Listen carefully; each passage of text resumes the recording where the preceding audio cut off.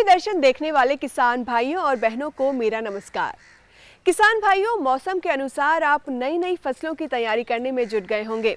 कार्यक्रम में हर बार की तरह कृषि समाचार और मंडी भाव तो रहेंगे ही, साथ ही खबरें खेती की में हम आपको दिखाएंगे उन्नत किस्म के कृषि यंत्र, उन्नत फल फूल और उन्नत किस्म के बीज। तो चलिए सबसे पहले देखते हैं खबरें खेती की। करीब 200 लाख क्विंटल प्याज उत्पादन होने की संभावना।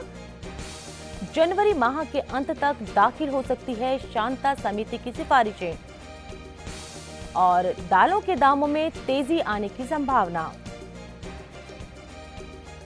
नमस्कार, खबरें खेती की में आपका स्वागत है। मैं हूं अनीता निर्वाण और अब खबरें विस्तार से। देश के प्याज उत्पादक राज्यों में नई फसल के बाजार में आने से प्याज के दामों में गिरावट आ रही है। नए क्षेत्रों में प्याज उत्पादन होने से इस साल करीब 200 लाख क्विंटल प्याज उत्पादन होने की संभावना है।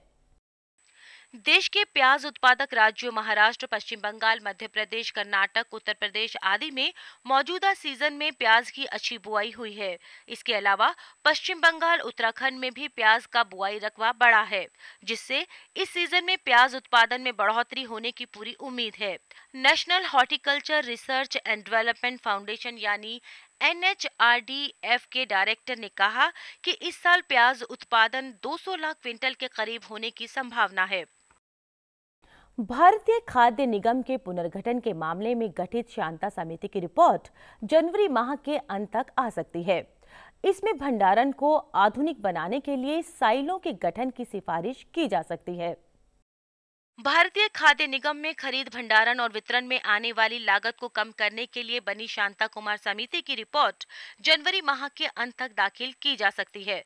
सरकारी सूत्रों के अनुसार समिति ने किसी किस्म के लीकेज को रोकने के लिए सभी गोदामों के कामकाज को समयबद्ध रूप से ऑनलाइन करने के वास्ते ऑनलाइन डिपो सिस्टम बनाने की सिफारिश की है। समिति की रिपोर्ट में भंडारण को आधुनिक बनाने के लिए साइलों के गठन की सिफारिश की जा सकती है। भारतीय खाद्य निगम के पुनर्गठन संबंधी सिफारिशों हेतु सांसद शांता कुमार की अध्यक्षता में 20 अगस्त 2014 को विशेषज्ञों की एक उच्च स्तरीय समिति का गठन किया गया था, जिसे 3 महीने के भीतर रिपोर्ट सौंपनी थी। कृषि मंत्रालय के अनुसार इस साल बरसात में आई कमी का असर दलहनी फसलों की बुआई पर पड़ा है। दलहनी फसलों के बुआई रकबे में कमी आने से दालों के दामों में तेजी आने की उम्मीद है। कृषि मंत्रालय के आर्थिक एवं सांख्यिकी निदेशालय के आंकड़ों के अनुसार इस सीजन में बरसात कम होने से रबी फसलों का कुल बुआई रकबा 552.82 लाख हेक्टेयर तक ही पहुंच पाया है, जबकि पिछले साल समान अवधि में यह रकबा 579.63 लाख हेक्टेयर था। इस साल दलहनी फसलों की बुआई 129.99 लाख हेक्टेयर क्षेत्र में ही हो पाई है, जो पिछले साल से करीब 7 लाख हेक्टेयर कम है। पिछले साल 144.79 लाख हेक्टेयर क्षेत्र में दलहनी फसलों की बुआई हुई थी। मंत्रालय के एक वरिष्ठ अधिकारी के अनुसार दलहनी फसलों की बुआई रकबे में कमी आने से दालों का आयात करना पड़ेगा, जिससे दालों के दामों में तेजी आने की संभावना है। मौसम में ठंडक का असर है, ऐसे में फसलों की समुचित देखभाल करना जरूरी है। तो आइए लेते हैं मौसम की जानकारी और मौसम के अनुसार किसानों के लिए कृषि सलाह। मौसम विज्ञान विभाग के अनुसार कोंकण, गोवा, मध्य महाराष्ट्र, मध्य प्रदेश और पूर्वोत्तर के राज्यों एवं अंडमान और निकोबार द्वीप समूह के कुछ इलाकों में बरसात होने की उम्मीद है। श्रीनगर, हिमाचल प्रदेश व उत्तराखंड की ऊंची पहाड़ियों पर बर्फबारी होने की संभावना है। झारखंड, उड़ीसा, सौराष्ट्र और कच्छ के इलाकों में ठंडी हवाएं चलने की उम्मीद है। पंजाब, हरियाणा, राजस्थान, पूर्वी उत्तर प्रदेश और उत्तरी मध्य प्रदेश के कुछ इलाकों में कोहरा पड़ने की उम्मीद है। सापेक्षिक आर्द्रता की स्थिति को देखते हुए किसान भाइयों को सलाह दी जाती है कि वे सरसों में रतुआ रोग की निगरानी करते रहे। यदि प्रकोप अधिक दिखाई पड़े तो डाइथेन M45 का 2 ग्राम प्रति लीटर या क्लोरोथालोनिल 1 ग्राम प्रति लीटर पानी की दर से मिलाकर छिड़काव आसमान साफ होने पर करें। और अब कमोडिटी और बाजार से जुड़ी कुछ रोचक जानकारी। वायदा बाजार में मांग बढ़ने से दालों के दामों में तेजी का रुख है। बढ़ती मांग और उत्पादन घटने की आशंका के कारण दालों के दामों में 300 से 500 रुपए तक का उछाल आया है। इसके विपरीत मांग कम रहने से हल्दी की कीमतों में कमी आने की संभावना है। घरेलू बाजार में अदरक, आलू और हरी सब्जियों की आपूर्ति में तेजी आने से इसके दामों में कमी आ रही है। खेती की खबरों में आज बस इतना ही। कृषि दर्शन कार्यक्रम में और अधिक रोचक और ज्ञानवर्धक जानकारियों के लिए देखते रहिए कृषि दर्शन। ये लो और बताओ। बस। अरे ये क्या भैया जी, बस इतनी सी रासायनिक खाद? किसानी छोड़ रहे हो क्या? किसानी नहीं, नादानी छोड़ रहे हैं। मिट्टी की जांच कराई है। अब तो लालाजी जितनी जरूरत है उतने ही उर्वरक खेत में डालेंगे। हाँ, किसान भाई आज ही अपने जिले की नजदीकी भूमि परीक्षण प्रयोगशाला में मिट्टी की जांच जरूर करवाएं और मिट्टी में पोषक तत्व, नमी व पौधे के विकास को देखते हुए केवल जरूरत के अनुसार ही पोषक तत्व डालें। और हाँ, मिट्टी में गंधक, जस्ता, बोरोन जैसे सूक्ष्म पोषक तत्वों का पता लगाना भी न भूलें।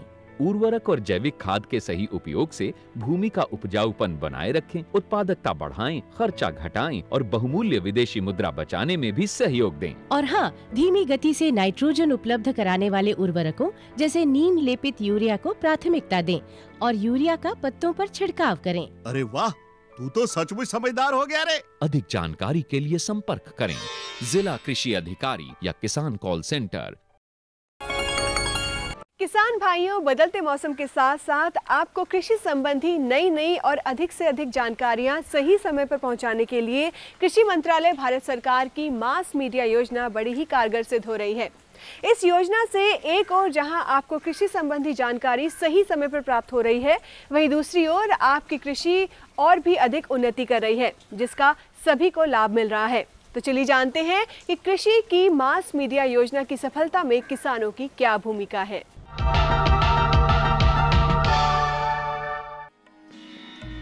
आत्मनिर्भरता की शान के लिए भारतीय कृषि इमारत का सबसे मजबूत खंभा है जानकारी। कभी जानकारी जान हमारी कहा जाता था, मगर आज जानकारी जान से भी प्यारी है। उन्नत किस्मों, लाभकारी नस्लों, रोग की पूर्व सूचना, आपदा का पूर्वानुमान। गरज यह है कि कृषि की जानकारी आनन फानन में किसान तक पहुंचना सफलता की कुंजी है। इसमें महत्वपूर्ण भूमिका निभाता है इलेक्ट्रॉनिक मीडिया। देश में कृषि प्रसार के विकास ने जहां किसान तक कृषि तकनीकी पहुंचाई है, वहीं स्वयं किसान के खेत तक पहुंचे कृषि वैज्ञानिकों ने आंखों देखी को सार्थक किया है। सूचना महामार्ग पर सर पर दौड़ती सूचना प्रौद्योगिकी ने कृषि क्षेत्र में क्रांति ही ला दी है। किसान पोर्टल, कृषि वेबसाइट, सब कुछ है किसान की मुट्ठी में, कभी भी कहीं भी। आज हम चर्चा करेंगे कृषि मंत्रालय द्वारा जारी मास मीडिया स्कीम के बारे में, और इसके बारे में विस्तृत जानकारी देने के लिए हमारे साथ मौजूद हैं कृषि मंत्रालय भारत सरकार के संयुक्त निदेशक डॉक्टर उमाशंकर सिंह जी। नमस्कार किसान भाइयों। डॉक्टर साहब, जिस मास मीडिया स्कीम के बारे में हम आज चर्चा कर रहे हैं, सबसे पहले इसके विस्तार के बारे में अगर आप बताएं, दरअसल ये स्कीम है क्या, इसका परिचय क्या है? जी, मास मीडिया स्कीम कृषि मंत्रालय की एक बहुत महत्वपूर्ण योजना है जी, और इस स्कीम की शुरुआत 2005 से 6 से ही कर दी गई थी। और इस योजना का एक ही उद्देश्य था कि किसानों को नई और अद्यतन जो जानकारी है वो किस तरीके से समय पर पहुंच जाए। पहले जो हमारे पास प्रसार का माध्यम था किसानों के लिए, वो था या तो गांव में एडीओ, ग्राम सेवक या जो प्रसार कार्यकर्ता थे वो जा करके किसानों को बताते थे जी जी, या बहुत से पर्चे निकाले जाते थे और बांटे जाते थे जी। लेकिन जिस तरीके से विकास होता गया और औद्योगिक विकास के साथ साथ खेती किसानी के क्षेत्र में भी बहुत विकास हुआ है। बिल्कुल, इन सब बातों को ध्यान में रखते हुए ये तय किया गया, कृषि मंत्रालय ने ये तय किया कि किसानों को नई और उन्नत तकनीकों की जानकारी तत्काल कैसे उन तक पहुँचे। बिल्कुल, कृषि एक हमारा ऐसा सेक्टर है, ऐसा क्षेत्र है जहाँ पर नित्य नए अनुसंधान हो रहे हैं, शोध हो रहे हैं जी। पूरे देश में। और हमारे जो अनुसंधान केंद्र हैं, कृषि विश्वविद्यालय हैं, ICAR की जो संस्थाएं हैं, कृषि विज्ञान केंद्र में जो कार्य हो रहे हैं, इसमें अनेक प्रकार के नए शोध हो रहे हैं जो किसानों को उनकी ही भाषा में और उनके क्षेत्र को ध्यान में रखते हुए शोध किए जा रहे हैं और उनको जानकारी तत्काल पहुंच जाए, इसके लिए सबसे जो बढ़िया माध्यम माना गया वो है इलेक्ट्रॉनिक माध्यम। बिल्कुल, किसान भाई देखिए, हम ये समझते हैं कि शायद हम स्टूडियो में बैठे हैं या प्रयोगशाला में बैठे हैं और किसान शायद ये बात समझता नहीं है कि तकनीक कहाँ है। जी। शायद आपको लग रहा होगा कि आजकल हर किसान के पास लगभग एक मोबाइल तो है ही, बिल्कुल, और 2 मोबाइल भी हो गया है। जी। उसके पास इंटरनेट है, अगर खुद नहीं है तो चौपालों में भी ई चौपाल की जो सरकार की योजना है उसमें इंटरनेट उपलब्ध है, कंप्यूटर उपलब्ध है, उसमें संक्षिप्त जानकारी उसको तत्काल मिल जाती है। लेकिन कृषि की एक तकनीक के बारे में विस्तार से जानकारी देने के लिए, किसानों के अनुभव को बांटने के लिए कम से कम प्रतिदिन आधे घंटे का कार्यक्रम उसको तो सुनने की ज़रूरत है जी।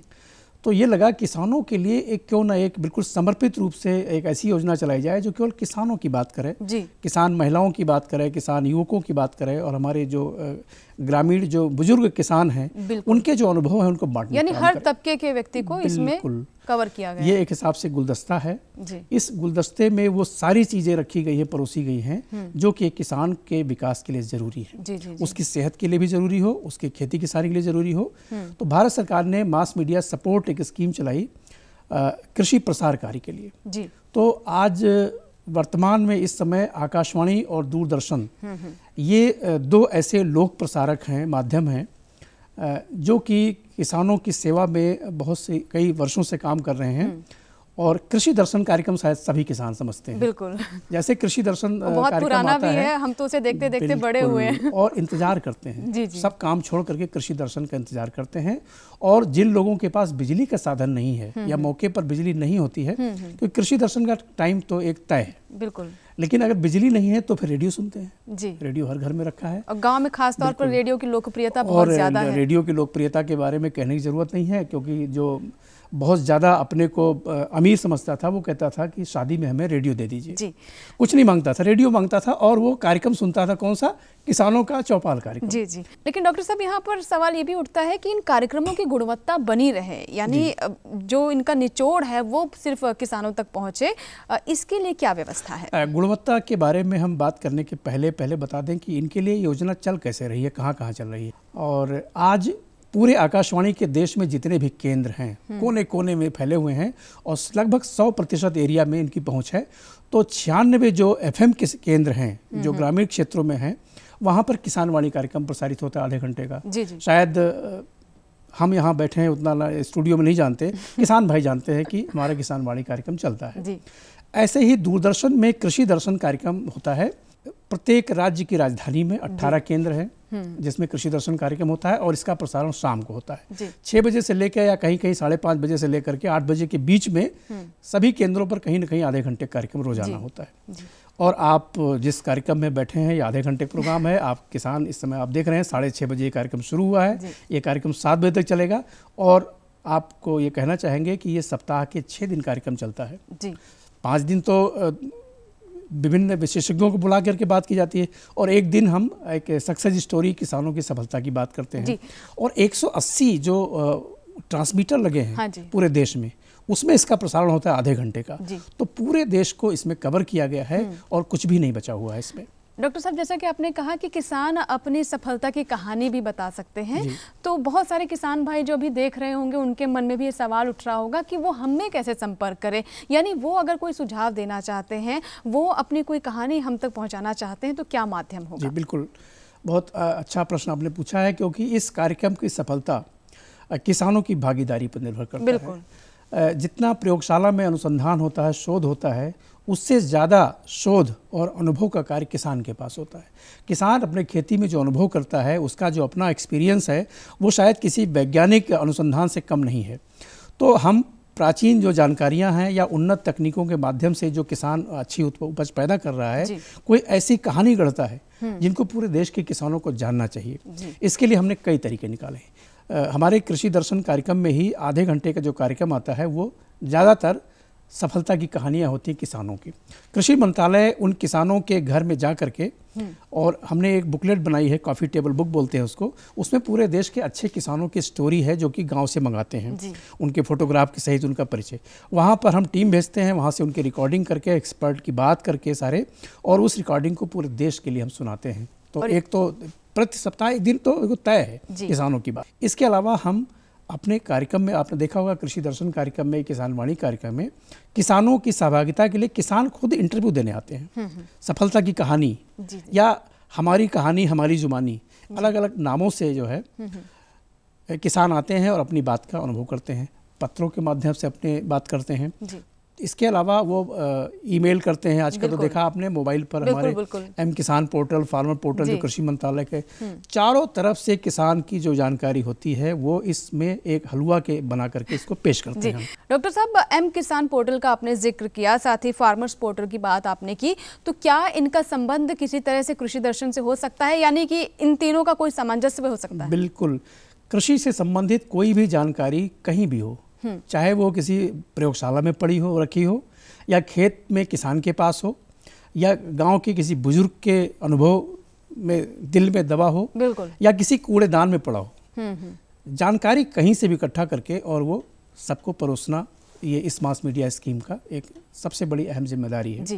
तो हमारा जो एम किसान पोर्टल है, ये तो बगैर इंटरनेट के जो जानकारी SMS के माध्यम से मिल जाती है किसानों को, उसमें बहुत सी जानकारियाँ ऐसी होती हैं जो छोटी हो जाती हैं। कभी कभी पूरी जानकारी वो चाहते हैं कि छोटी सी जानकारी हमारे मोबाइल के हैंडसेट पर आई हुई है, इसको और ज़्यादा हम विस्तार से जानना चाहते हैं, तो वो जानकारी लें और सीधे कृषि दर्शन कार्यक्रम को लिख दें कि हमें एम किसान जो पोर्टल है उसके माध्यम से हमें मोबाइल पे जानकारी मिली है और इस जानकारी में हमें और विस्तार से आ करके हमारे घर में बताइए।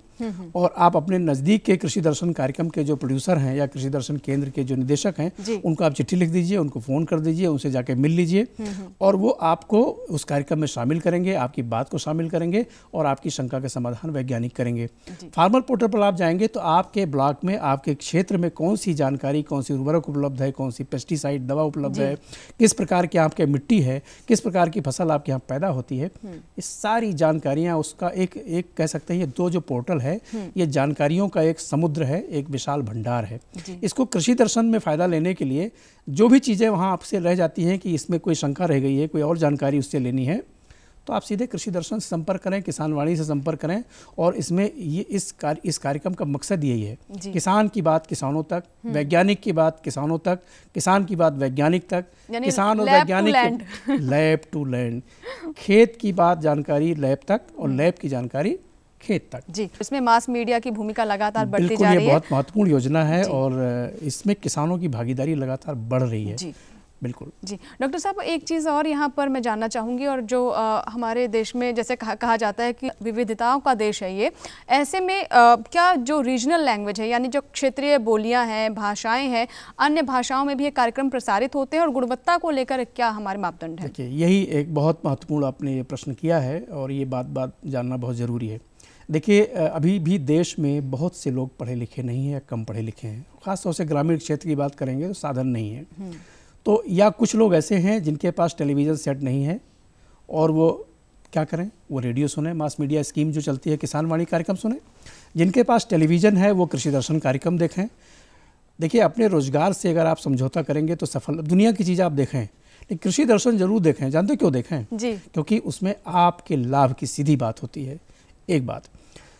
दूसरी बात, आपने ये कहा है कि उनकी भाषा की बात करते हैं, यही अंतर है कि जो नहीं पढ़ पाता है वो उसको क्या चाहिए, उसको ज़बानी में कोई बताए, लेकिन जो भाषा नहीं समझ पाता है, दूसरे राज्य की भाषा समझ नहीं पाता है, इसीलिए मास मीडिया स्कीम में देश की लगभग सभी बोली जितनी गांव में बोली जाती है जी, और हर प्रदेश की जितनी भाषाएं हैं और जितनी बोलियां हैं लगभग, वो कृषि दर्शन कार्यक्रम में, जैसे कि कोई चेन्नई दूरदर्शन केंद्र से जो प्रसारण होता है उसमें तमिल में जानकारी दी जाती है जी।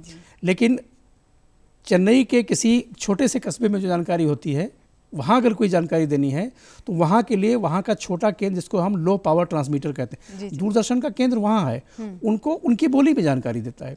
जैसे उत्तर प्रदेश में लखनऊ में अवधि में जानकारी देता है, और जब आप झांसी में जाते हैं तो झांसी का जो केंद्र है वो बुंदेलखंडी में जानकारी देता है। और इधर आगरा साइड आ जाए तो ब्रज शुरू हो जाता है। तो मास मीडिया स्कीम भाषा को लेकर बहुत संवेदनशील है। ये भाषा में, उनकी बोली में, उनके क्षेत्र में, उनके क्षेत्र की जानकारी, यही तो इसकी विशेषता है इस कार्यक्रम की। तो भाषा पर पूरा ध्यान दिया जाता है। बिल्कुल, यानी जो स्वरूप है वो बहुत बड़ा है, लेकिन यहाँ पर एक चुनौती ये भी खड़ी हो जाती है कि इस स्वरूप को पूरी तरीके से नियोजित तरीके से कैसे आगे बढ़ाया जाए, यानी इसके नियोजन के लिए क्या हमने कदम उठाए? बिल्कुल, नियोजन के लिए यह है कि एक तो जो कार्यक्रम प्रसारित किया जाता है पूरे देश में, इसके लिए सभी भाषाओं के लिए अलग अलग वैज्ञानिकों की, विशेषज्ञों की टीम बनाई गई है कि जो गत महीने कार्यक्रम प्रसारित हुआ है उसको वो सुनते हैं। पूरी 18 जो मॉनिटरिंग टीम है उसको सुन करके और अपनी जो टिप्पणी है वो भेजते हैं भारत सरकार को, कृषि मंत्रालय को। कृषि मंत्रालय उस टिप्पणी को दूरदर्शन, आकाशवाणी केंद्रों को भेजता है और अगले कार्यक्रमों में उन बातों को शामिल किया जाता है, जो कमियां रह गई हैं शामिल किया जाता है।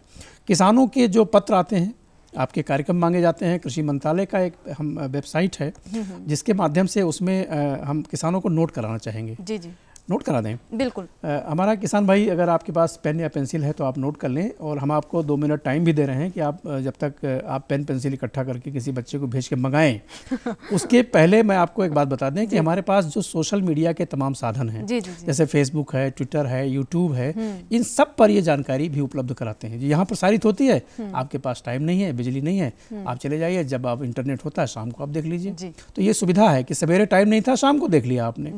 तो इस सारी चीज़ों की जानकारी दी जाती है। इसके अलावा सलाहकार समितियां बनाई गई हैं। हर कृषि दर्शन कार्यक्रम की अपनी अपनी किसानों की सलाहकार समिति है, वैज्ञानिक, किसान, अधिकारी सब बैठते हैं, 3 महीने कार्यक्रम चर्चा करते हैं। तो एक कई प्रकार की कमेटी राज्य स्तर पर, जिला स्तर पर बनाई गई है। आत्मा स्कीम से इसको जोड़ा गया है। गाँव में जो काम होता है आत्मा स्कीम में, उसमें जो हमारे BTM हैं, ATM हैं और जो प्रसार कार्यकर्ता हैं, सब अपनी रिपोर्ट देते हैं।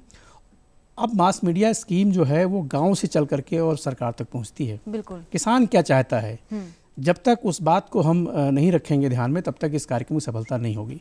इसीलिए हम किसान भाइयों से कहते हैं कि कृषि दर्शन कार्यक्रम में जो अच्छा हो रहा है उसके बारे में एक बार आप चुप रह जाएंगे, कोई बात नहीं, लेकिन जो अच्छा नहीं लग रहा है उसके बारे में हमें टेलीफोन के माध्यम से कृषि दर्शन कार्यक्रम को लिखें, ईमेल पर लिखें। और हमारा अब शायद अब पेन पेंसिल भी आ गई होगी तो हम बता देते हैं।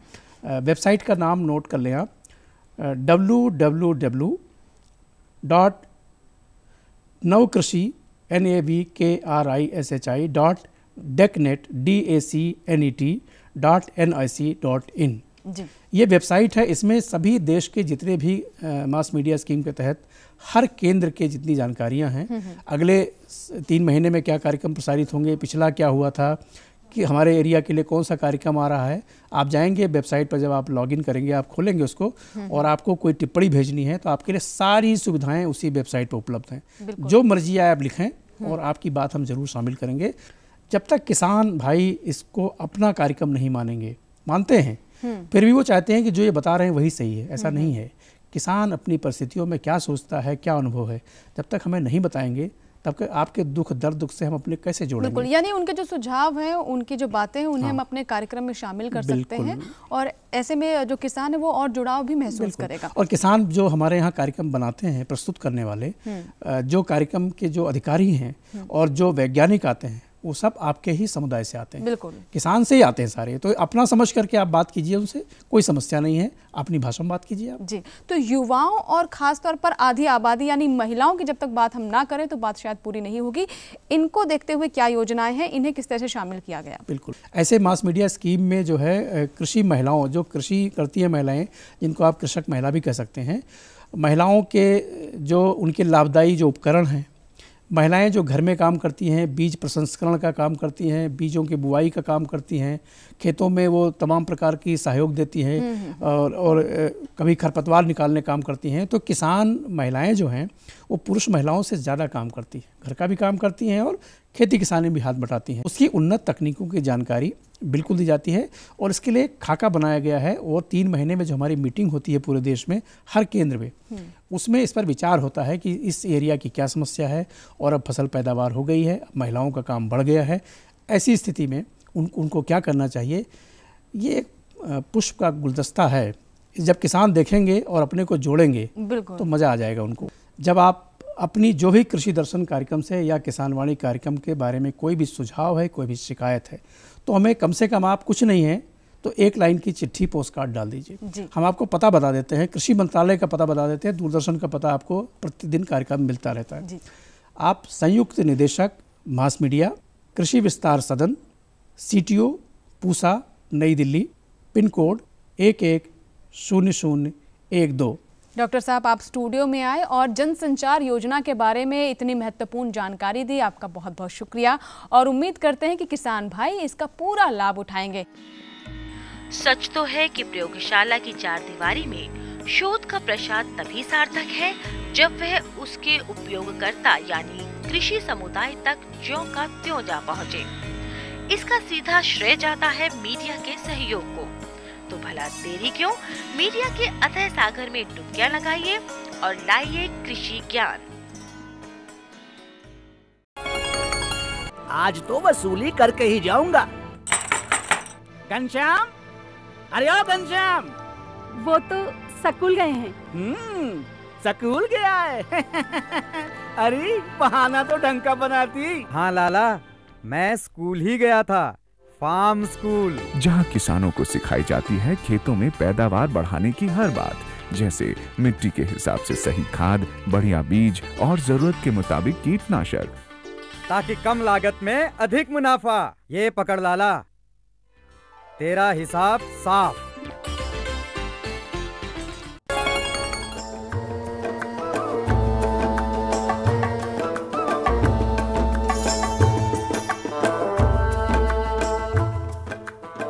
किसान भाइयों, आपको हमारा आज का कार्यक्रम अवश्य ही पसंद आया होगा।